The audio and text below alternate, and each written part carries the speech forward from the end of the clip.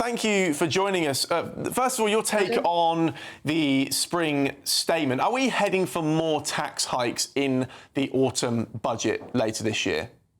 Yeah, I think everybody in the city is predicting further tax hikes. I think it's funny that you mentioned Liz Truss, because I actually wrote a column in City M this week saying the degree to which the spectre of Liz Truss kind of hangs over this statement, because essentially in trying so hard to distance herself from Liz Truss, Rachel Reeves empowered the OBR, so she legislated so that every fiscal statement has to be followed by analysis from the OBR.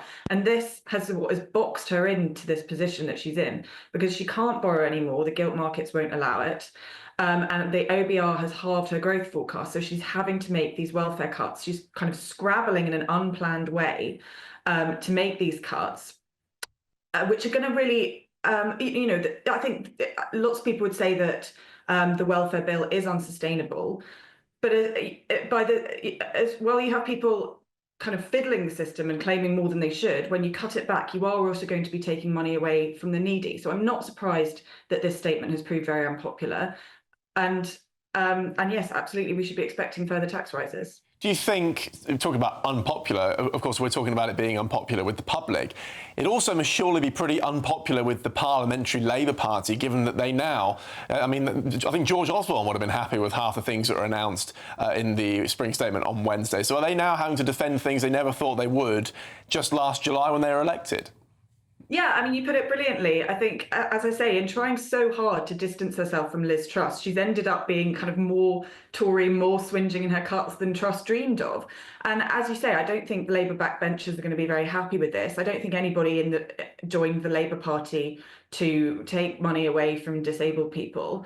I mean, that said, I think the government's majority is so big and the condition of the economy so parlous that I do think any rebellion of whatever size will not be significant enough to stop this going through.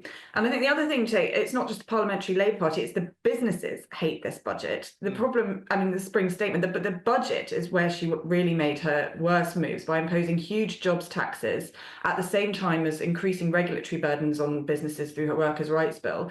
That's all going to start filtering through to the real economy next week, when we're going to see, thanks to this jobs tax, businesses like hairdressers, like childcare, like soft play, like the independent cafes and restaurants that really keep our high streets alive are going to really struggle. Yeah. Alys, I really want to quickly just ask you about the next month. It's already been dubbed awful April. Bills are going to be going through the roof for a lot of households. In fact, in this research, 41% of people they asked said the new policies will leave their household worse off. Exactly how does that look for the Labour Party? I mean, as you said, they had a huge majority, but is that going to start to peter out now?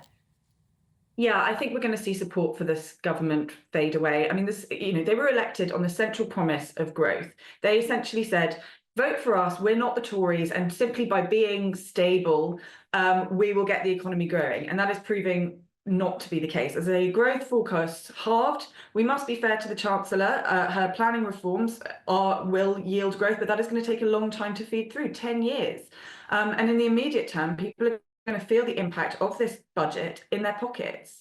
I used to have to use the razor that my ex-girlfriend used to shave her legs. It scratched me and it made me feel weird. But fear not, because Manscaped is back with a game changer. This isn't just any old shaver. We're talking about the Chairman Pro Electric Foil Shaver with two interchangeable skin-safe blade heads. One for that baby smooth look and another when you want to keep it a bit rugged. Get this, it's waterproof. You can use it in the shower, by the pool, or even while scuba diving if that's your thing. This beauty runs for 75 minutes on a single charge. That's enough time to shave your face, your mate's face, and still have juice left over for touch-ups. You'll also get their Power Shave Gel for a proper wet shave experience, and a face shave soother to keep your mug looking fresh and irritation-free. It's like having a barber in your bathroom, minus the awkward small talk. Click the link in the description and use the code GBN for a whopping 20% off and free shipping with the code GBN at manscaped.com. Join the 11 million blokes worldwide who trust Manscaped. Your face will thank you, and so will your wallet. The reaction to the spring statement, what do you make of that? The public not buying it? Has the Chancellor gone too far with the cuts and too high with the tax hikes?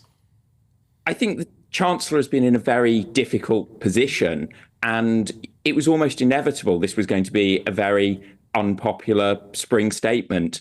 The real challenge is when we look at these growth projections that come from the OBR, is this idea that Britain's economy is going to keep stagnating. And if we're not getting the growth, then it becomes inevitable that you have both cuts to public services and taxes going up, neither of which is ever going to be very politically popular. And that's exactly what we're seeing, in your polling results, that the public aren't really enthused by this. And I think a lot are worried both by the cuts, the taxes, but also these long-term projections about growth, which basically say Britain as a country isn't getting any richer.